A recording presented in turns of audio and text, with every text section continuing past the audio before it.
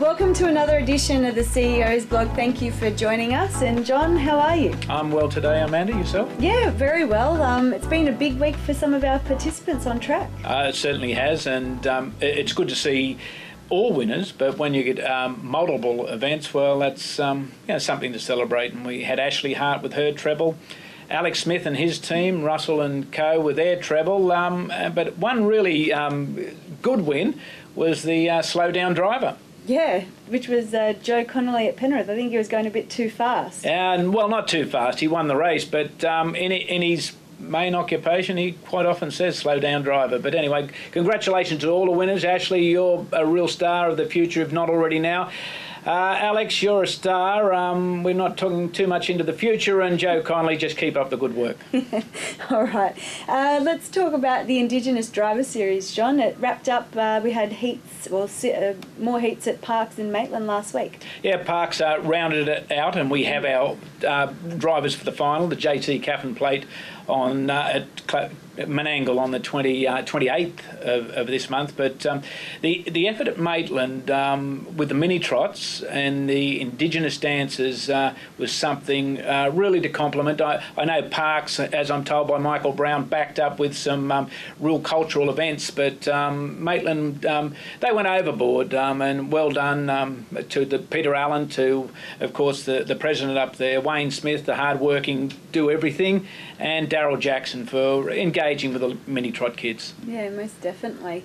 Okay, let's talk about, we sort of touched on Club Menangle, and Club Menangle were in the awards winners list. Yes, the awards winners list, and isn't it great that our clubs are recognised outside of harness racing? We had Tamworth only earlier this year in the Tamworth Business Awards, but this one for Menangle, it's the second year in a row they've been won an award at Clubs New South Wales. Now, that's for all registered clubs across the state, so for a club such as Menangle with a harness racing orientation to win that, and they won it for the commemoration of the centenary of Beersheba.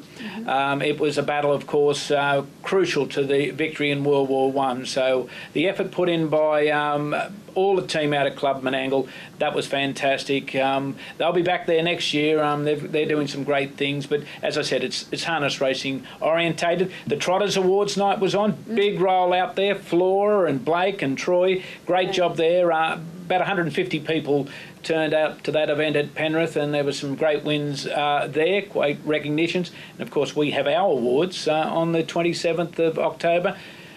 Hardly any tickets left. If you can get a ticket, you better hurry up and you better contact Kate. Yes, well, make sure you do. Let's talk about Wagga, John. We have an opening date. Oh, we do too. We've been waiting and waiting. Would you believe this whole process started in 2006, 2 or 3 boards away, but March 10 next year, Sunday afternoon, is the date for the official Wagga opening. It's coming along really well. We go down there as often as we need to, but that you can see it's come out of the ground and it's really progressing well. So it's a great complex. Riverina Paceway is the name of that track, and it's really going to deliver. Okay, so March 10, lock it in your diaries. And usually, John, Wagga run their Carnival of Cups meeting in March, but that's not the case for next year. Yeah, no, it's been moved back to Easter Sunday in April, but that's the right move. That you can only have one official opening, and that's what it'll be. It'll be a big day. But that's some infrastructure in the south. But of course, we've got the infrastructure works in the north, where we're seeing Tamworth racing at Armidale very successfully, and those works are coming along well. And we think that we're reasonably sure we'll have an official opening of those works, which is a roof over the stables and a new officials pod, come early December. Okay, so it's on track and on time. It's on the right track. It's on Paceway Tamworth. All right, there you go.